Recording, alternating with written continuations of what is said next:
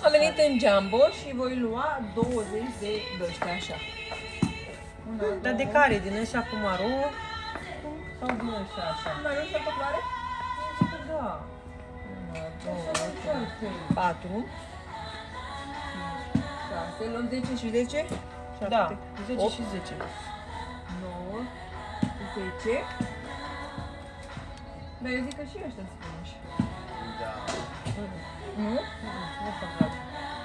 E blana mai frumoasă. Ia uite, stai, Antonio, că te vede cât de frunze și sare. Și s-au întâmplat 5, 6, Mamă! 7, 8, 9, 10!